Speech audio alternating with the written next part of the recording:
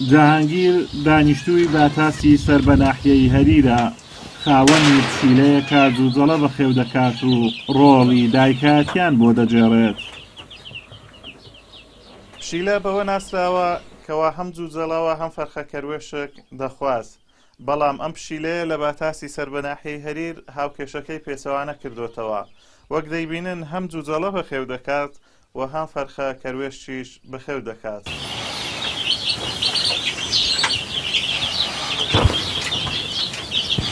ئەو پشیلەیە دوو سارە هەمە یەکەم جار بە کچکەیم بەخێو کردی پشیلە داچی نەمابوو، منیش بەخێوم کرد تا گەورە بوو، دوو سارەش جوسکان بەخێو دەکە پاری بەخێوکرا و سارەش بە هەمان شێوە بەخێو دەکەتن.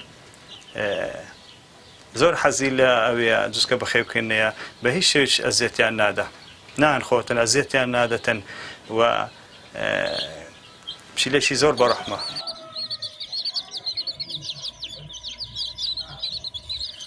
پشیلەکەی جاهانگیر جیاواز لە پشیلەکانی تر بێ ئەوەی پێشتر ڕاهێنرابێت خۆی ماوەی 2 ساڵە جوجەڵە بەخێو دەکات.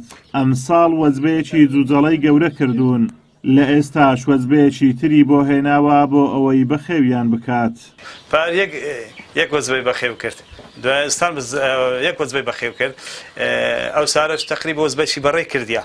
ئێستا لە خۆی دابڕاندنیش کوردەواری خۆمان پێێرێن، ئێستا ئەوانە ماینە بەس کە جوسکەی خلاص دەبن زۆر تەنگاو دەبیتن، ینی کە جوسکەکان گەورە دەبن ئەس نەدەێت جوسکەکان ئەوە زۆر تەنگاو دەبی، یعنی معدەل دێ و دەسی مشاوشکو برێ کەسێک شتێکی بزر کردبی هەستا کەم کە حەزی لێ جوسکان لێ بینم دەچم ئێستا دەوازینە کە زۆر سپاسێکم کاکفایەق بێ بەرامبەر جوسکە مەدەتیاری هەر کاتێکی هاتی بێ بەرامبەر وەرە جوسکان لە بخۆ ببا لە پشیلەی بێ بەرامبەریش زۆر سپاسێکم لێرەوە.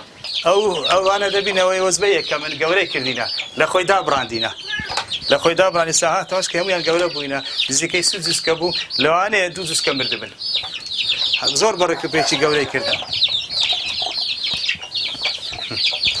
ئێستا سۆزی هەر هەیە لە بووان، ئێستا بەڕێز تەماشەکەی ئەمن ئەو جوسکەی لەسەر ئێرە دادەنیم تەماشکە سەرسی دەی هینتە خوارێنەوەکو خۆت تێباوێ ئەزەتی پێ بگا بەدەودەیتە خوارێ بەوێ ئەزیەتیشی بدا، یعنی تەماشکە چەند بەوەفا بەرامبەری ئەو جوسکەی کە ئی خۆشی نییە.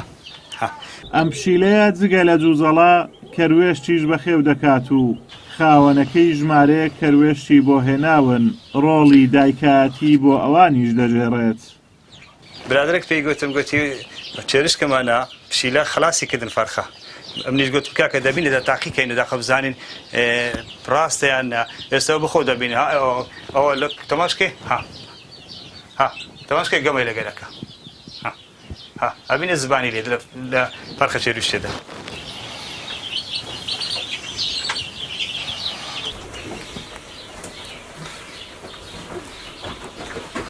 ئازادەمەراوەی کەناڵی ئاسمانی پەیام ناحیەی هەریر.